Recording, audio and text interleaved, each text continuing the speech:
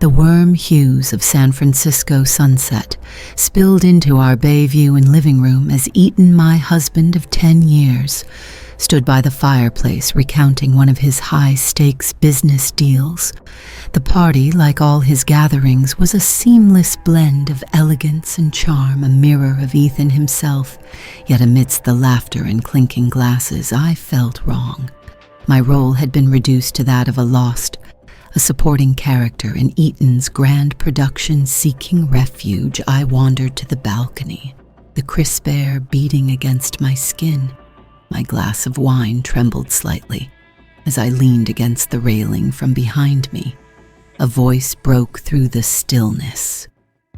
"You don't seem like someone who fades into the background," I turned to. Daniel, Eden's longtime colleague. He was taller than I remembered, his sea-dual confidence, a stark constant to Eden's polished bravado. "It just taken a moment," I replied, trying to sound unaffected. He stepped closer, his tone soft but deliberate sometimes. It's the moments in the background that reveal the most. The way he said it made me feel seen, as if it was everything I needed. My cheeks flushed, and I laughed nervously.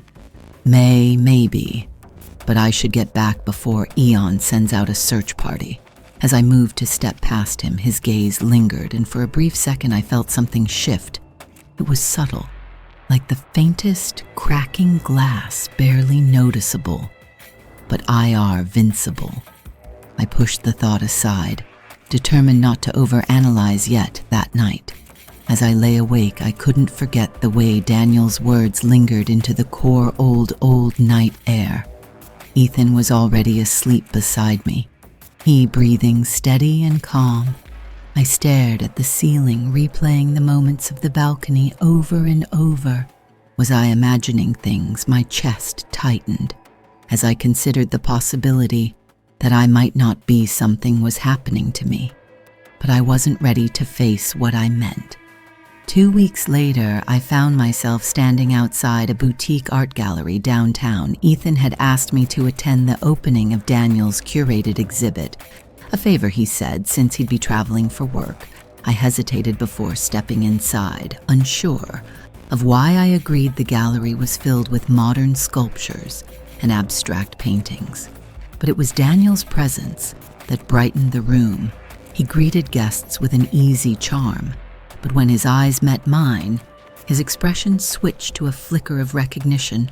"Almost relief, Ava," he said. "Approaching you came," Ethan insisted, I replied, forcing a smile. "I'm lucky to have someone so supportive," Daniel said, his words filled with something I couldn't place. "Let me show you something." He led me to a painting tucked away in a corner.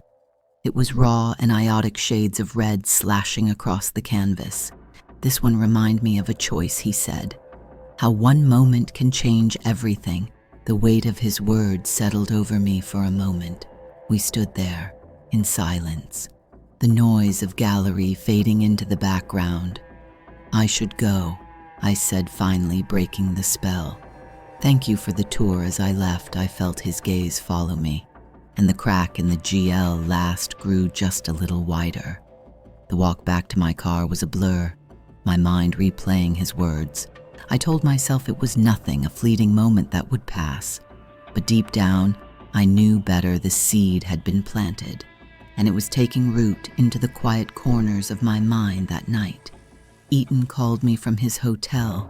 I listened to him talk about meetings and deals, his voice steady and familiar. Yet as I lay in bed, I couldn't help but feel the growing distance between us. It wasn't just physical, it was emotional, a chasm widening with each passing day.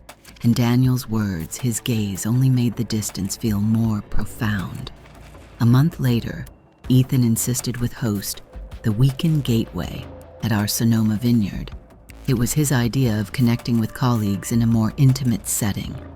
I played the gracious hostess, but when Daniel arrived, the atmosphere changed. It was during a quiet moment in the garden that he approached me. "Ava, can we talk?" I hesitated but nodded. We walked along the vineyard path, the golden light of dusk casting long shadows. "There is something I need to say," he began, his voice steady. "You, remarkable.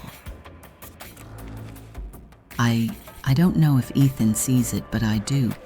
I stopped walking, the weight of his words hitting me like a wave, Daniel. I trailed off, searching for the right response. I'm not asking for anything, he continued. I just needed you to know, if nothing else, you deserve to be seen. The honesty in his voice steered something in me, a longing I had tried to bury. This wasn't a movie. This was real life, with the real consequences. We can't. I whispered more to myself than to him. He nodded, stepping back. I understand, but as we returned to the house, I couldn't shake the feeling that a choice had already been made. The rest of the weekend passed in haze. I avoided Daniel as much as I could, but his presence was impossible to ignore. Each glance, each brief interaction felt charged, like we were standing on the edge of something dangerous.